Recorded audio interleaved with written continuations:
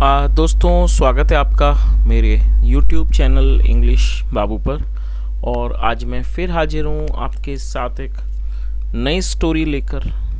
और दोस्तों, आज जो इस स्टोरी मैं आपके लिए लेकर आया हूँ ये एक शॉर्ट मॉरल स्टोरी है। बहुत ही अच्छी प्यारी सुंदर कहानी है।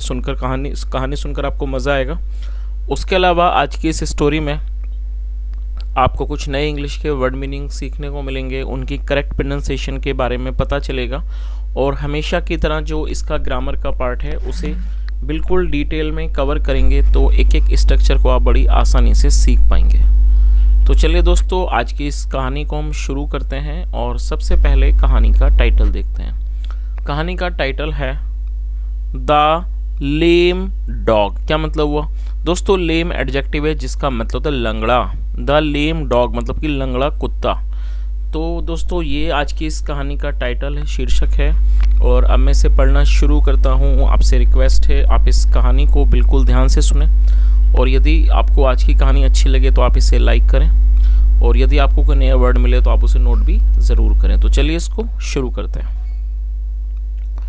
Once a man had a pet dog. क्या मतलब हुआ दोस्तों? ये जो वाक्य है ये पास्ट का पजेसिव वाक्य है। पास्ट पजेसिव का मतलब होता है जब हम पास्ट में कोई ऐसा वाक्य बनाते हैं जहाँ पर हम ये दर्शाते हैं कि पास्ट में किसी व्यक्ति के पास कुछ था। इस तरह के वाक्यों को पास्ट पजेसिव का वाक्य कहा जाता है, जहाँ पर हैड का प्रयोग हेल्पिंग वर्ब के रूप में किया जाता है। तो क्या अर्थ हुआ?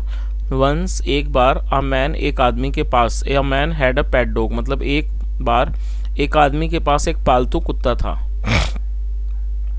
The dog was very strong and faithful. दोस्तों, ये जो वाक्य है सिंपल पास्ट का वाक्य है। सिंपल पास्ट का मतलब होता है जब हम पास्ट में कोई वाक्य बनाते हैं जहाँ पर वॉज या वर्ब का प्रयोग हेल्पिंग वर्ब के रूप में करते हैं, साथ में नाउन या एडजेक्टिव को लेकर वाक्य बनाते हैं। और इस तरह के वाक्यों में कभी भी किसी वर्ब का यूज़ नहीं किया जाता है, तो इस तरह के वाक्यों को नो एक्शन सेंटेंस भी कहा जाता है। तो क्या अर्थ हुआ? The dog was very strong and faithful. Strong का मतलब था मजबूत और फेथफुल का मतलब था वफादार। मतलब जो कुत्ता था वो बहुत मजबूत था और वफादार था। He used to guard his master's house at night. क्या मतलब हुआ दोस्तों? यूज टू का प्रयोग पास्ट की किसी भी आदत को दर्शाने के लिए किया जाता है। जब हम कोई ऐसा वाक्य बनाते हैं जहाँ ये दिखाते हैं पास्ट में कोई व्यक्ति किसी भी क्रिया को बराबर किया करता था, कंसिस्टेंसी को दिखाने के लिए यूज टू का प्रयोग किया जाता है, साथ में फर्स्ट फॉर्म लगाई जाती है। गार्ड का मतलब होता है रक्षा करना। तो क्या अर्थ हुआ? ही यूज टू गार्ड मतलब कि रक्षा किया करता था हिज मास्टर्स हाउस अपने मालिक के घर की, एट नाइट रात को। तो इस पूरी लाइन का क्या अर्थ हुआ? He used to guard his master's house at night मतलब वह रात को अपने मालिक के घर की रक्षा करता था। और दोस्तों, यहाँ पर मास्टर के बाद एपिस्ट्रोफी एस है जिसका अर्थ होता है काकी के। तो जब हम किसी नाम या व्यक्ति के साथ कुछ जोड़ना चाहते हैं तो एपिस्ट्रोफी एस का वहाँ पर यूज़ किया जाता है। तो मास्टर्स हाउस मतलब मालिक का घर। तो पूरी लाइन का क्या अर्थ निकला कि वह रात को अपने मालिक के घर की रक्षा करता था। His master loved and cared for him. और दोस्तों, ये जो वाक्य है ये पास्ट इंडेफिनिट का अफर्मेटिव वाक्य है जहाँ वर्ब की सेकंड फॉर्म लगाई जाती है। His master loved and cared for him मतलब जो हिज मतलब उसका मालिक उसे प्यार करता था और उसकी देखभाल करता था, उसकी परवाह करता था। He fed him very well. Feed मतलब खिलाना, FEED, और ये सेकंड फॉर्म है फैड और ये पास्ट का अफर्मेटिव वाक्य है। He fed him very well, वह उसे बहुत अच्छे से खिलाता था। आगे देखिए।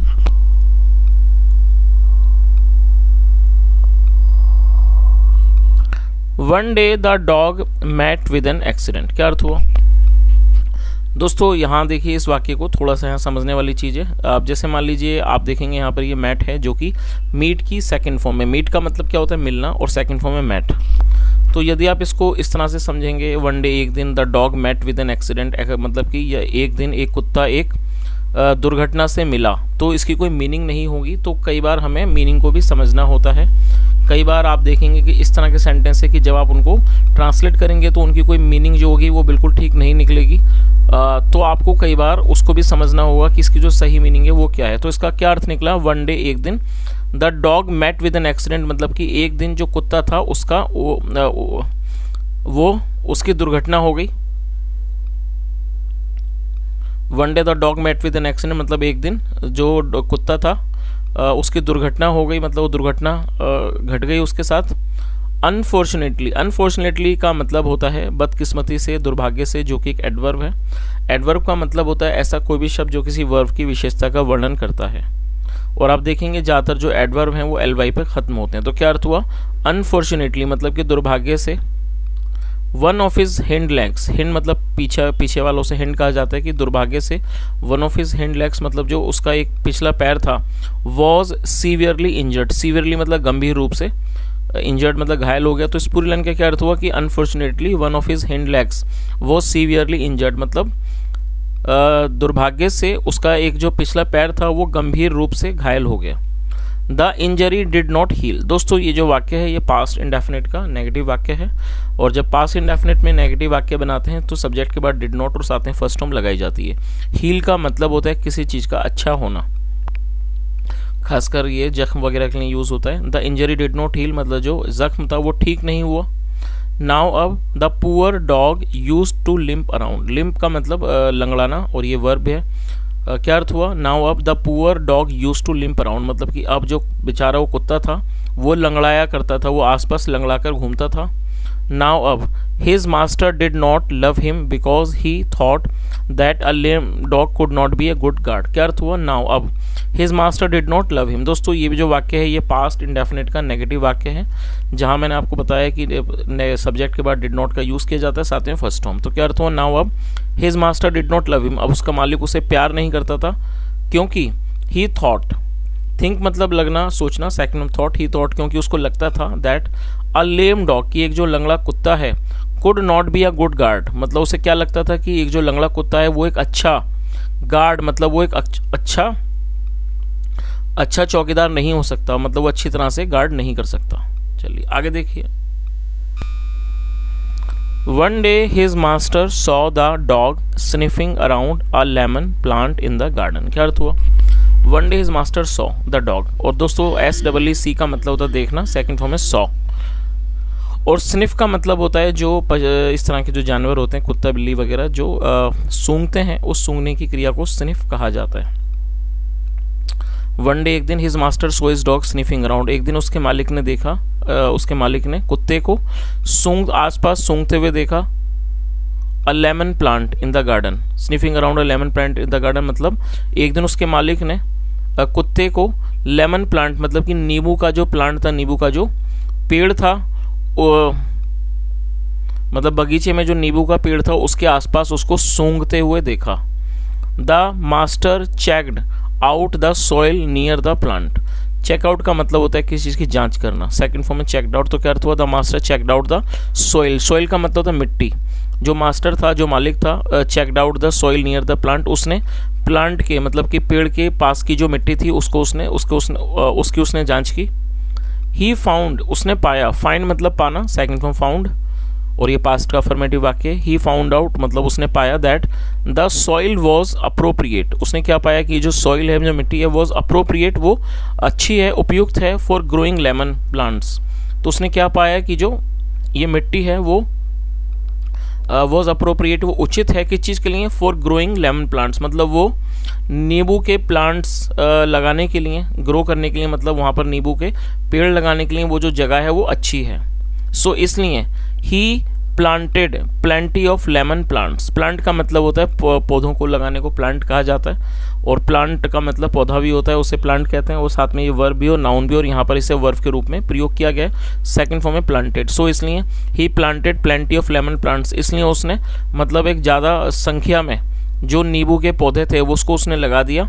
And made a huge profit, और उसने बहुत ज़्यादा, ह्यूज प्रॉफिट मतलब बहुत अधिक जो प्रॉफिट था, मुनाफा था, वो उसने कमाया। चलिए आगे देखिए। नाउ अब the master started loving his dog once again, अब ये जो मालिक था स्टार्टेड लविंग, और दोस्तों ये जो वाक्य है, इस वाक्य में आप इसके स्ट्रक्चर को नोट कर लीजिए। जब हम कोई ऐसा वाक्य बनाएंगे जहाँ पर लगा लगी जैसे शब्द वाक्य की टेल पर आएंगे, तब हमें इस स्ट्रक्चर का यूज़ करना होता है, जहाँ पर सब्जेक्ट के बाद स्टार्टेड और वर्ब की फोर्थ फॉर्म का प्रयोग करना होता है। तो क्या अर्थ हुआ? Now the master started loving his dog once again, मतलब अब फिर दोबारा जो मालिक था वो अपने कुत्ते को प्यार करने लगा। बिकॉज, क्योंकि he had realised that a physically handicapped dog can also be useful. क्या अर्थ हुआ? दोस्तों देखिए यहाँ हैड के साथ थर्ड फॉर्म का यूज़ किया गया, तो ये पास्ट परफेक्ट का वाक्य है। पास्ट परफेक्ट का मतलब होता है जब हम पास्ट में कोई ऐसा वाक्य बनाते हैं जहाँ ये दिखाते हैं पास्ट में कोई क्रिया हो गई थी, पूरी हो चुकी थी, आया था, गया था, चुका था, इस तरह के वाक्यों को पास्ट परफेक्ट का वाक्य कहा जाता है जहाँ पर हैड के साथ वर्ब की थर्ड फॉर्म लगाई जाती है। रियलाइज का मतलब होता है कि चीज़ का पता चलना, एहसास होना। थर्ड फॉर्म रियलाइज, क्या अर्थ हुआ? बिकॉज क्योंकि ही हैड रियलाइज्ड, उसे एहसास हो गया था, पता चल गया था कि अ फिजिकली हैंडीकैप्ड डॉग की एक जो शारीरिक रूप से जो विकलांग कुत्ता है कैन ऑल्सो भी यूजफुल, वो भी काम का हो सकता है। तो दोस्तों ये आज की एक छोटी सी कहानी थी, और जैसा कहानी के अंदर ऐसा कोई खास मॉरल नहीं है, लेकिन फिर भी यदि मॉरल के बारे में बात की जाए तो यहाँ पर यही पता चलता है कि यदि व्यक्ति के अंदर कोई कमी हो या उसमें कोई, जैसे हमने देखा कि किसी तरह की विकलांगता हो, तो ज़रूरी नहीं है कि उसकी उपयोगिता खत्म हो जाती है, क्योंकि यदि वो उसके अंदर एक तरह की विकलांगता हो सकती है, लेकिन शायद ऐसा भी हो सकता है कि वो उसके बाद भी उसके अंदर कुछ ऐसा गुण हो जिसकी वजह से वो उपयोगी बन सकता हो। तो दोस्तों ये आज की एक छोटी सी कहानी थी, और यदि कहानी अच्छी लगी हो, मेरा पढ़ाने का प्रयास आपको अच्छा लगा हो, तो आपसे रिक्वेस्ट है आप वीडियो को लाइक करें, शेयर करें, चैनल को ज़रूर सब्सक्राइब करें, और कुछ सुझाव हो तो कमेंट में बताएं। सुनने के लिए thank you so much. Have a nice day and bye.